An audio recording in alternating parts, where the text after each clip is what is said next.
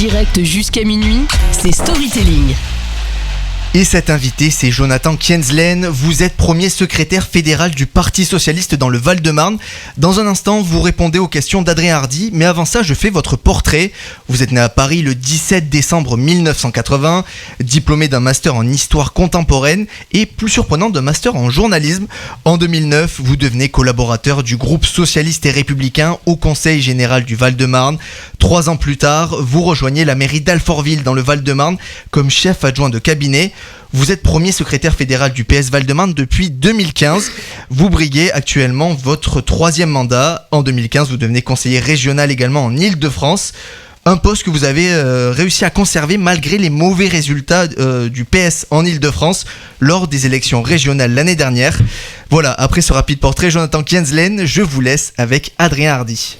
La présidentielle approche, mais rien ne va plus à gauche.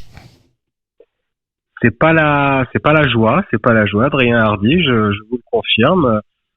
5 à 6 candidatures de gauche additionnées qui font moins de 25%, c'est évidemment un très mauvais chemin et donc c'est assez déroutant parce que ça ne repose pas, on va dire, sur la qualité des projets. Moi, je soutiens Anne Hidalgo, ce qui n'étonnera personne, qui a un projet qui me semble un bon projet d'avenir qui traite les questions d'urgence écologique, démocratique, sociale. Bon, et je regarde comme tout le monde les sondages et je vois que pour l'instant nous sommes en peine à convaincre les Françaises et les Français, même si les sondages valent ce qu'ils valent à l'instant T. Mais bon, il y a des dynamiques aussi, on le voit tous, et la gauche est pas en dynamique. Christiane Taubira a moins ses chances qu'Anne Hidalgo dans cette campagne présidentielle. Je crois que Christiane Taubira, qui est une personnalité éminemment respectable et que j'apprécie, n'aura pas les parrainages pour se présenter à l'élection présidentielle, à mon avis. Donc la question ne va pas se poser. À 2,5% dans le sondage Odoxa sorti le 17 février, Anne Hidalgo est à 2,5%. Vous y croyez encore concrètement ? On y croit. Vous dire qu'on est les favoris de la prochaine élection présidentielle, ce serait un petit peu présomptueux. Mais je crois que Anne Hidalgo peut évidemment faire un meilleur score qui ne reflète pas ni la qualité du projet qu'elle porte, ni le score du Parti Socialiste qui a réussi lors des dernières élections locales, que ce soit municipales, départementales, régionales, à conserver un bon nombre de villes, de départements, de régions et donc qui a tissé tout un maillage d'élus locaux et de soutien dans nos territoires et donc c'est vrai que le score qui nous est promis par les sondages ne me semble pas correspondre à la réalité de l'implantation des socialistes en France. Fabien Roussel, Yannick Jadot, Jean-Luc Mélenchon, Anne Hidalgo, Christiane Taubira, le trop grand nombre de candidats à gauche joue clairement contre vous ? Oui et non, parce que la gauche, elle est déjà arrivée divisée à une élection présidentielle. À l'époque, dans les années 80, il y avait 2 blocs, le bloc socialiste, le bloc communiste. Et finalement, ça n'empêchait pas derrière de faire de bons résultats. Mais la gauche avait plus de poids qu'elle n'en a aujourd'hui. Oui, mais justement, le problème, c'est pas la division de la gauche. Le problème, c'est que le rassemblement de toutes ces candidatures de gauche, ça fait 25%.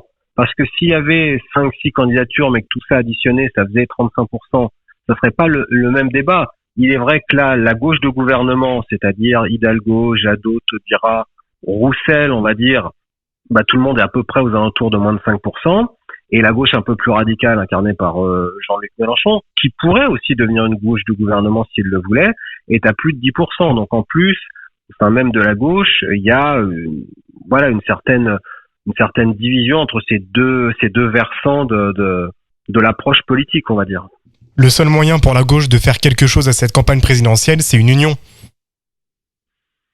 Oui, mais je crains, on va pas se mentir, je crains que ce soit un peu tard. Déjà parce que début mars, le Conseil constitutionnel va avaliser les candidatures qui auront reçu plus de 500 parrainages. Donc à partir de ce moment-là, ça sera entre guillemets terminé. Moi, je crois que la gauche, elle a quelque chose à tisser ensemble pour les élections législatives. Voilà. Il y a eu la primaire populaire il y a quelques semaines. Pourquoi ne pas l'avoir reconnue dans ces cas-là ? Parce que la primaire populaire n'avait de primaire voire de populaire d'ailleurs que le nom. C'était une votation citoyenne qui a un intérêt parce qu'elle a rassemblé 300 à 400 000 votants, donc ça a un intérêt. Mais excusez-moi, quand on fait voter sur des gens qui sont même pas candidats, sans aucun débat, enfin, tout ça n'a quand même pas beaucoup de sens. Je suis désolé. Donc moi, je n'ai pas soutenu cette initiative parce que ça me semblait pas correspondre à une réalité démocratique. Et quand je vois maintenant les espèces de circonvolutions des initiateurs de la primaire populaire pour savoir finalement comment ils vont se débarrasser de Christiane Taubira pour essayer de se rebasculer sur Jadot ou sur Mélenchon, enfin tout ça n'est pas sérieux. Il aurait fallu organiser une primaire à gauche directement entre Christiane Taubira, Anne Hidalgo et peut-être Yannick Jadot ou d'autres candidats à l'extrême. Oui, mais c'était ce qu'avait proposé Anne Hidalgo. Anne Hidalgo en décembre, quand elle est passée aux 20h de TF1, elle avait proposé une primaire des candidats de gauche qui voulaient gouverner ensemble. Christiane Taubira, Yannick Jadot, voire même Fabien Roussel avaient la vocation à gouverner ensemble, comme on gouverne d'ailleurs des mairies, des départements, des régions ensemble. Avec la France Insoumise de Jean-Luc Mélenchon, c'est toujours un petit peu plus compliqué de savoir quelle est leur position. Mais oui, il y avait une volonté. Bon, apparemment, cette volonté n'a pas été partagée par Yannick Jadot et les écolos, qui préfèrent y aller coûte que coûte tout seul. Bon, bah, on va tous s'écraser dans le mur. Et puis après, on verra ce qu'il en ressortira. Si rien ne change pour le Parti Socialiste, les 5% nécessaires au remboursement des frais de campagne ne seront pas atteints. Comment vous allez faire concrètement ? Eh ben, on va faire, vous savez, le Parti Socialiste, fort de son réseau, comme je vous l'ai dit, d'élus, notamment locaux, vous inquiétez pas pour lui, il n'a pas de problème d'argent. Il est clairement pas riche, parce que les dotations publiques de l'État, notamment, sont liées aux élections législatives, et donc c'est vrai qu'en 2017, c'était déjà pas brillant, et ça risque d'être compliqué cette fois-ci, mais le Parti Socialiste, quel que soit le score à la fin de Anne Hidalgo, il sera pas mort au lendemain de cette élection présidentielle, ni financièrement, ni politiquement. La campagne présidentielle à gauche, c'est plus possible de la relancer ? Je crois que tant que officiellement ça n'a pas démarré, tant qu'il n'y a pas des débats aussi entre les différents candidats, je crois que tout est possible. Je crois que tout est possible. Il y a des dynamiques. On le voit d'ailleurs entre les trois candidats de droite et d'extrême droite. Mais la gauche n'a jamais connu aucune dynamique pour le moment. Non, c'est exact. Donc c'est pour ça qu'on est en difficulté. Il y a une légère, il faut être honnête, il y a un très léger frémissement du côté de Jean-Luc Mélenchon, voilà, qui maintenant est dans tous les sondages à plus de 10%. On va voir ce que tout ça devient. Jonathan Kienzlen, Anne Hidalgo n'a clairement aucune dynamique. Pourquoi elle ne se rallie pas à un autre candidat de gauche ?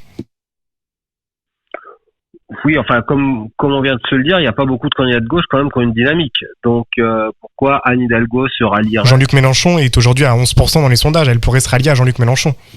Oui, mais après, la politique, c'est pas non plus des mathématiques. C'est-à-dire qu'il y a aussi des problématiques de gouvernance, de qu'est-ce qu'on veut faire ensemble. Et c'est pour ça que tout à l'heure, quand je vous ai parlé d'une plateforme commune pour les élections législatives, je vous ai dit que pour la question des insoumis, c'était plus compliqué.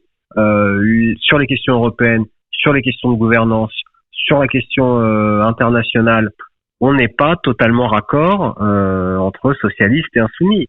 Donc il faut pas non plus faire croire aux gens que tout peut aller avec tout.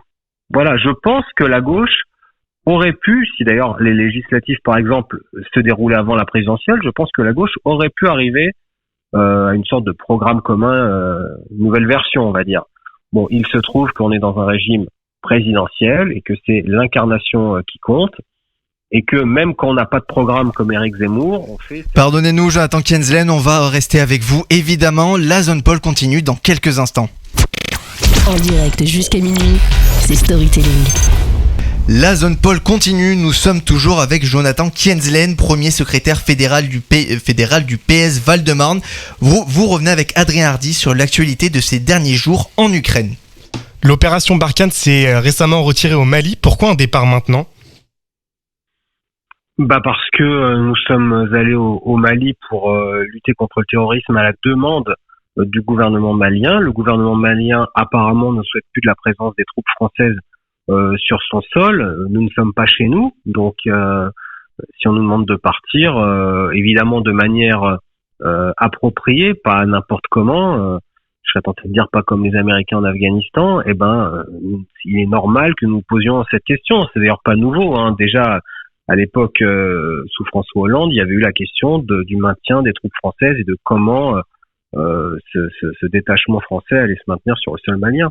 La France a réellement réussi à trouver des solutions avec l'opération Barkhane.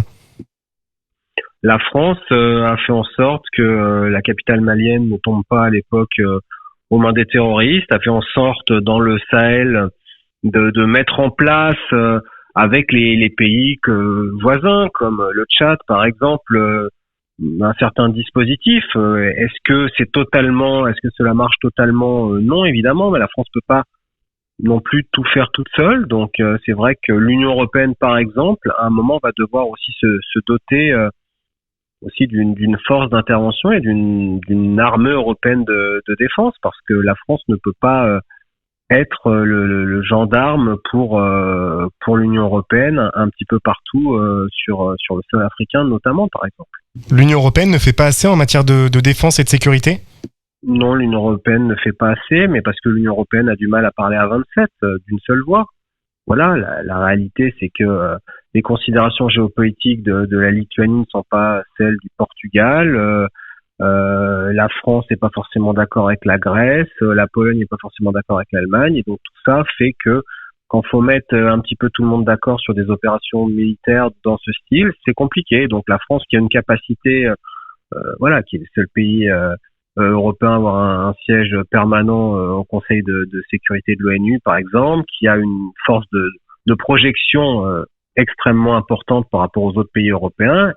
Bon, on compte sur elle au niveau de l'Union européenne pour un peu être l'armée militaire européenne, mais ça peut pas toujours reposer sur les forces françaises. C'est à Emmanuel Macron de faire changer les choses en tant que nouveau président de l'Union européenne? Vous savez, Emmanuel Macron, il pourra pas faire grand-chose en 6 mois. Donc Emmanuel Macron, il a déjà bien assez à faire avec la crise ukrainienne.